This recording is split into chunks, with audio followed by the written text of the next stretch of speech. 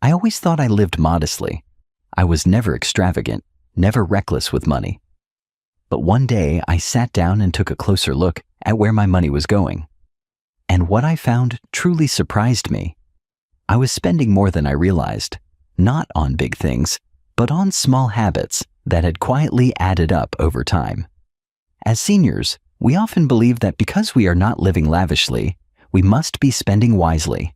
But the truth is, many of us carry old habits, overlook recurring expenses, and underestimate the power of emotional spending. This is not about blame. It is about awareness, because without it, our savings slowly disappear, one unnoticed charge at a time. 1. Holding on to old spending habits from working life. When I retired, I told myself I was ready. I had planned, saved, and made peace with the idea of living on less. I no longer had a paycheck coming in every 2 weeks, and I thought I would naturally adjust. But what I did not realize is that my spending habits, those deeply ingrained routines from my working years, did not retire with me. Back when I was still working, I got used to certain conveniences: morning coffee from the shop on the corner, lunch out with coworkers, a stop at the store on the way home to pick up something just because. It was all justified in my mind. I worked hard, I earned that comfort, and the money was there to support it. But after retirement, something strange happened.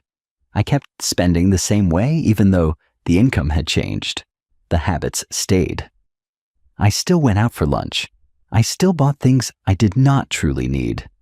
I still reached for my wallet with the same ease, forgetting that every dollar spent was now a dollar not replaced by a paycheck. At first, I told myself it was harmless, just a few dollars here and there. But as the months went on, I began to notice something. My savings were shrinking, not because of emergencies or big purchases, but because I was living as if I were still working. I hadn't made the mental shift. I had not realigned my lifestyle with my new reality. This realization was not easy to accept. It made me feel a little foolish, but I also saw it as a moment of clarity. I started tracking what I spent, even the little things. I began making my own coffee in the mornings. I prepared simple meals at home instead of eating out. I gave myself permission to slow down, not just in life, but in spending. The truth is, retirement requires more than financial planning. It requires habit change. If we do not let go of our working life spending patterns, they will quietly sabotage the very freedom we worked so hard to earn. 2. Underestimating the cost of small daily indulgences. It is easy to ignore the small things: a magazine at the grocery store checkout, a $2 mobile game, a cup of coffee from the cafe around the corner. None of them feel like big decisions. They are small comforts, tiny pleasures, little rewards. But what I learned, sometimes the hard way, is that it is not the big expenses that drain a retirement budget. It is the small ones, repeated often without notice. For years, I never paid attention to these kinds of purchases. I believed I was frugal. I never bought luxury items or went on expensive vacations. But I still wondered why my savings did not stretch as far as I had hoped. One afternoon, I decided to add up everything I had spent in the past 30 days. Not the bills or groceries, but the little extras. What I saw surprised me. It was over $200, and that was a light month. That money did not go to emergencies or home repairs. It went to things I barely remembered buying. I realized I had been spending without intention. These were not conscious decisions. They were just habits. A few dollars a day, multiplied by weeks and months, becomes thousands of dollars a year. That was money I could have used for something meaningful, or simply saved to feel more secure. There is nothing wrong with small pleasures. Retirement should not feel like deprivation, but what I needed was awareness. So I started doing something simple. Before each small purchase, I paused and asked myself, do I really want this? Or is this just a habit? That one question made a world of difference. Sometimes I still buy the coffee. Sometimes I skip it and enjoy the quiet of making it at home. The difference now is that I choose instead of drifting through the day with my wallet half open. The freedom of retirement is not just about time. It is about spending with intention, even on the smallest things. 3. The I deserve it mindset. One of the most seductive thoughts that crept into my mind after retirement was this one: I deserve it. After all those years of hard work, raising a family, paying off a mortgage, showing up every day, I felt like I had earned the right to enjoy myself, and I had. But I did not realize how quickly that belief could turn into overspending. It started innocently: a new recliner for the living room, a nicer set of kitchen knives, a weekend getaway that turned into a 5-day trip. Each decision made sense in the moment. I told myself, why not? I am retired now. This is my time. And in many ways, that was true. But I did not stop to think about how often I was saying it, or how much it was costing me. I was not living extravagantly, at least not by appearance. But I was living beyond what my retirement budget could truly handle, and I was justifying it with a feeling: I deserve it. The truth is, that phrase can be dangerous if it is not balanced with reflection. Because every time I told myself I deserved something, I was choosing instant satisfaction over long-term security. Eventually, I began to feel the pressure. The savings were not where they should have been. The credit card balance looked heavier than usual. I felt more anxious, not less. That was when I had to take a step back and ask, what do I really deserve? I realized I deserved peace of mind. I deserved stability. I deserved to wake up without worrying about money, and that meant shifting how I defined reward. Instead of new things, I began to see value in quiet mornings, in good health, in the ability to live freely and simply. You absolutely deserve to enjoy retirement, but joy is not always found in spending. Sometimes it is found in appreciating what you already have. And once I understood that, I started spending less and feeling richer than ever before. 4. Emotional spending tied to nostalgia and memory. No one tells you how powerful memory can be when it comes to money. For me, it happened slowly. I would see something in a store that reminded me of my childhood, or a piece of furniture that looked like the one my parents had, a certain scent, a song, a cookbook, an old movie on sale. These things tugged at something deep in me. They brought comfort, familiarity, a connection to a time or a person I missed. So I bought them. At first, it felt harmless, a few dollars here and there to recapture a feeling. But over time, I noticed something strange. My home was filling up with items that held sentimental value, but little use. I was not collecting things. I was collecting emotions, trying to hold on to moments that had already passed. And it was costing me more than money. It added clutter to my home and weight to my heart. Because no item, no matter how familiar, could truly bring back what I was longing for. I had been spending in an attempt to reconnect with the past rather than being present in the life I had now. It took time to understand this pattern. I still believe there is value in honoring memory, but I had to find new ways to do it. I began writing letters to loved ones. I started sharing stories with my grandchildren. I framed a few special photos instead of buying more keepsakes. In doing so, I felt closer to my past without letting it control my spending. Emotional spending is subtle. It feels warm, not reckless, but it can quietly pull you away from financial balance. Now, when I feel that wave of nostalgia, I pause. I ask myself, do I want this item, or do I miss something deeper? That question changed everything. 5. Overspending on home maintenance out of pride. There was a time when my home felt like a symbol of everything I had worked for. It was more than just a building. It held memories, milestones, and meaning. I raised my children there.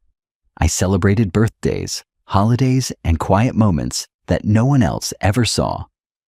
So when retirement came and the kids had long since moved away, I held on to that house with everything I had. But holding on came at a cost. It started with small repairs, a leaky faucet, a broken light fixture. Then it was the roof, the heating system, the water heater. The yard needed care, the gutters needed cleaning, and the taxes kept climbing. Every year something else came up, and because I was proud of that house, I kept fixing it. I kept pouring money into it, telling myself it was worth it, and maybe it was. But what I did not realize at the time was that my pride in maintaining the house was quietly draining my savings. I was not spending because I wanted to show off.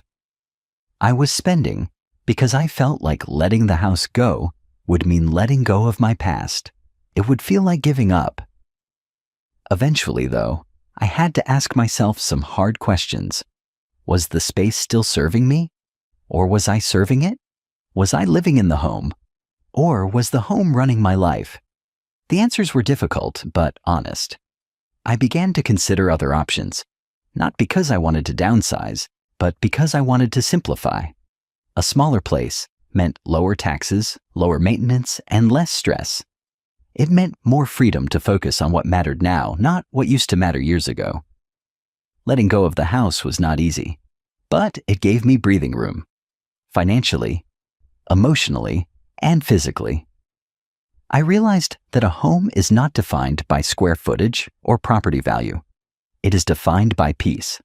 And when I finally stepped into a smaller, simpler place, I felt more at home than I had in years. 6. Forgetting irregular and seasonal expenses. I used to think I had a pretty good handle on my spending. My monthly bills were paid, my groceries were budgeted, and I was not buying anything extravagant. But every so often, something would throw me off. A big car repair, a holiday gift spree, or a medical bill I had not expected. I would feel blindsided, like it came out of nowhere. The truth is, it did not come out of nowhere. I just was not planning for it. Retirement comes with a different rhythm.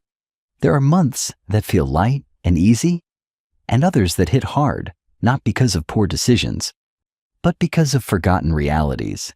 Things like annual insurance premiums, property taxes, birthdays, travel for family events, even winter heating bills. They do not show up every month, so they slip through the cracks. I used to get frustrated. I thought, I am careful. I do not overspend. So why does it still feel tight some months? Then I realized the problem was not how much I was spending overall. It was how unevenly it was happening. I had not accounted for timing, so I started doing something simple but powerful. I took out a piece of paper and made a list of every expense I could think of that only happened once or twice a year. Then I divided those costs across 12 months and treated them like monthly bills. I created a small reserve fund just for those irregular moments. It did not take a financial degree, just a shift in thinking. Since then, I have not been surprised by a single annual expense. When the holiday season comes, I already have the money. When the car needs new tires, I am ready. That preparation has given me confidence and peace. I do not feel like I am always catching up. I feel like I am one step ahead. It is not the amount that overwhelms us. It is the unexpected. And in retirement, the fewer surprises we allow, the more secure we feel. 7. Helping others financially beyond our means. We love our families, that much is certain. And as parents, grandparents, siblings, or friends, we often want to be generous, especially in retirement. After all, we finally have time and we want to support the people we love. But sometimes, that love turns into quiet financial strain because we say yes when we cannot truly afford to. I remember the first time I helped one of my children with a loan. It felt good to say yes. I wanted to show I still had value, that I could still provide. Then came another request, a little help with rent, a contribution to college books, a few $100s here and there. It was never huge, but it was often, and I never said no. At first, I did not notice the impact, but over time, it added up. My emergency fund got smaller. My credit card balance grew. And most of all, I began to feel anxious. Not because I did not love them, but because I had not protected myself in the process. It took courage to have a conversation with my family. Not one filled with blame, but one filled with honesty. I explained my situation. I shared what I could do and what I could not, and to my surprise, they understood. In fact, they respected me more for setting those boundaries. Helping others is a beautiful part of life, but in retirement, we have to remember that our resources are limited. We cannot pour from an empty cup, and we do no one a favor by quietly sacrificing our own well-being out of guilt or pride. Now I give differently. I offer time, attention, and presence. I help within my means, and most importantly, I take care of myself first, so I can keep showing up for those I love without fear or resentment. 8. Fear of missing out on life experiences. There is a quiet pressure that sneaks in during retirement. We do not talk about it much, but we feel it. It is the feeling that time is short, and if we do not enjoy life now, we might never get the chance again. That urgency can lead to a kind of spending we never expected. It happened to me after a few friends went on a cruise. They came back glowing, telling stories of sunrises at sea and endless buffets. I smiled and listened, but inside, I felt something stir. I began thinking, maybe I should go too. Maybe I am missing out. Before long, I was looking at brochures, justifying the cost, and telling myself I deserved it. That trip was wonderful, but so was the bill that followed. I realized afterward that my decision had been driven more by comparison than by true desire. I had let fear make the choice, not joy. And in doing so, I had disrupted my financial plan for the next several months. It is easy to feel like everyone else is living better, doing more, enjoying life while we sit still. But the truth is, no one shows the stress behind the scenes, and no one can define what joy looks like for you. I started asking myself one question whenever I felt the pull to spend. Is this experience truly meaningful to me, or am I trying to keep up? That question saved me more than once. Now I find joy in smaller things. A quiet picnic, a phone call with an old friend, a walk at sunset. And I do travel, but only when it fits, not because I feel left out. In retirement, peace does not come from doing everything. It comes from choosing the few things that matter most and letting the rest go without guilt. 9. Not reassessing recurring bills and subscriptions. I used to think that once I set up my bills, that was it. Phone, internet, television, insurance, all on autopay, all running in the background. It felt convenient, even responsible. But over time, those quiet monthly charges became a silent leak in my budget.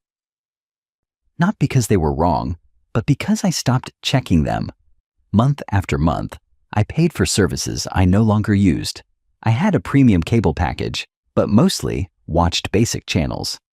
I had 2 streaming services that I had not logged into for months. My phone plan was built for more data than I ever needed. And my insurance? I had not compared rates in years. Everything was just set. Until I finally sat down and looked line by line. It was a wake-up call. There were subscriptions I had completely forgotten about. Small charges, $8 or $10 a month, that did not seem worth canceling until I realized how many there were. Collectively, they were costing me hundreds each year. Not for what I valued, but for what I ignored. So I made a list. Every recurring charge, every auto payment. I asked myself, do I really use this? Does it still serve me? If the answer was no, I canceled it. If it was maybe, I paused it and waited to see if I missed it. Most of the time, I did not. I also called my service providers. I asked if there were senior discounts, loyalty options, or more affordable plans. It took a few hours and some patience, but it was worth it. I saved money, yes, but more importantly, I felt in control again. Recurring bills are easy to forget. That is what makes them dangerous. They are quiet, consistent, and often invisible. But when you take the time to look, even once or twice a year, you might find that you are paying for things that no longer fit your life, and letting them go can feel like a breath of fresh air. 10. Lacking the energy or confidence to manage finances actively. There was a season in my retirement when I felt tired, not just physically, but mentally. The idea of sitting down to go through bills, budgets, or statements felt overwhelming. I told myself, I will do it next week, but next week kept moving further away. I knew I should check on my spending, review my accounts, and make adjustments. But some days, I simply did not have the energy. And other days, I felt unsure. What if I made a mistake? What if I did not understand something? No one talks much about this part of aging, the part where confidence starts to shrink even when wisdom is still strong. I was not confused. I was just worn out. And slowly, because I stopped paying close attention, little things began to slip. A subscription renewed without me noticing.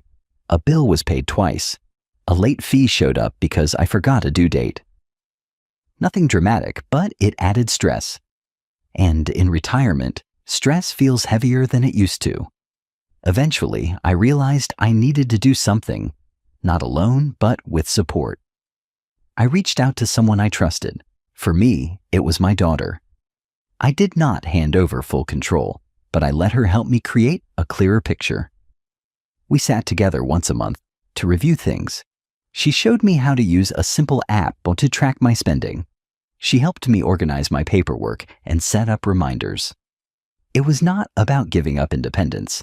It was about building new systems that respected where I was in life. I also gave myself permission to work at my own pace. I did not need to be perfect. I just needed to be present. Little by little, the fear faded, the confusion cleared, and the confidence returned. Not all at once, but enough to feel steady again.